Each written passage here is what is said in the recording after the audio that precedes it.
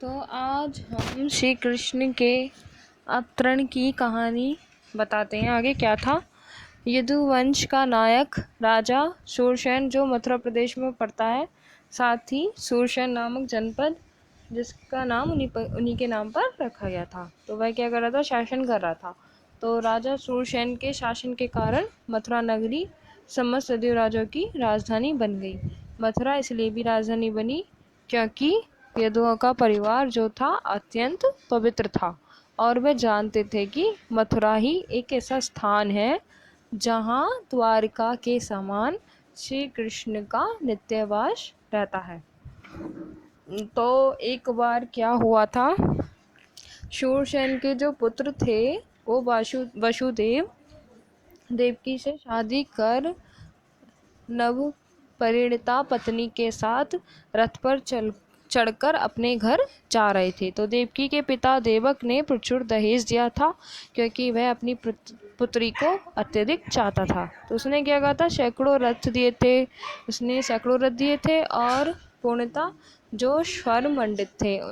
उस समय उग्रसेन का पुत्र कंस अपनी बहन देवकी को प्रसन्न करने के लिए वसुदेव के रथ के घोड़ों की राज स्वेच्छा से अपने हाथ में लेकर हाँकने लगा।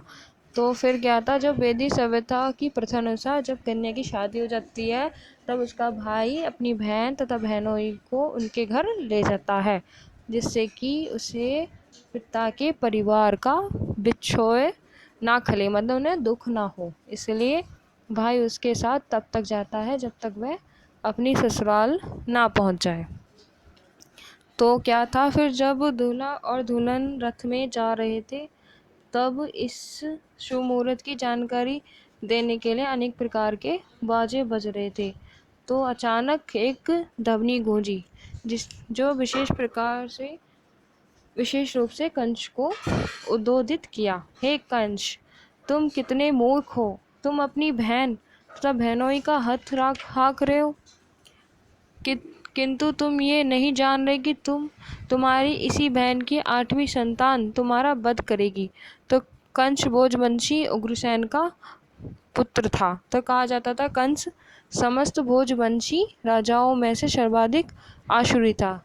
तो आकाशवाणी सुनते ही उसने देवकी के केस पकड़ लिए और उसे अपनी तलवार से मारना चाहा। तभी वसुदेव को कंस के इस व्यवहार से आश्चर्य हुआ, एक प्रकार का दुर्व्यवहार था।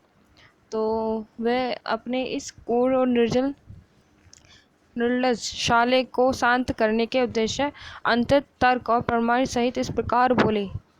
कैसे बोले, हे मेरे प्रिय शाले कंस, तुम भोजवंश के सर्वाधिक प्रसिद्ध राजा हो। लोग तुम्हें महानतम योद्धा तथा पराक्रमी रूप से जानते हैं। तो आखिर तुम इतने क्रोध क्यों कर रहे हो कि अपनी बहन को उसके विवाह के शुभ अवसर पर तुम उन्हें मारने के लिए उद्यत हो गए हो। तो तुम अपनी मृत्यु से इतने भयभीत क्यों हो। मृत्यु तो तुम्हारे जन्म के साथ ही उत्पन्न हो चुकी है।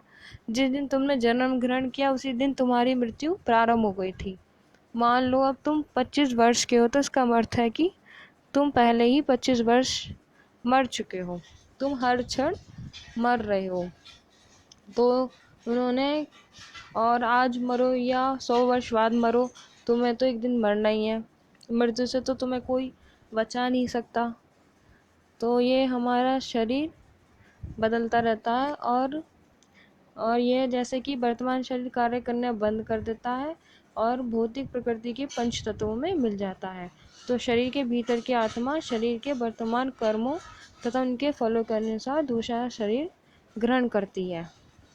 ऐसे ही हमारा शरीर बदलता रहता है। तो इस तरह वासुदेव ने कंस से प्रार्थना की वह अपनी नवविवाहिता बहन से द्वेष ना करे। तो किसी को दूसरे से द्वेष नहीं करना चाहिए, क्योंकि द्वेष से इस लोक में परलोक में जब वह यमराज के समक्ष होगा वह का कारण बनता है। तो वासुदेव ने देवकी की ओर से कंस को अन्वय बनने की वह उसकी छोटी बहन है।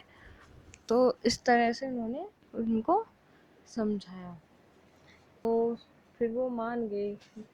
और इस प्रकार वासुदेव ने उपदेश द्वारा तथा दार्शनिक तर्क वितर्क के द्वारा कंस को शांत करने का प्रयास किया।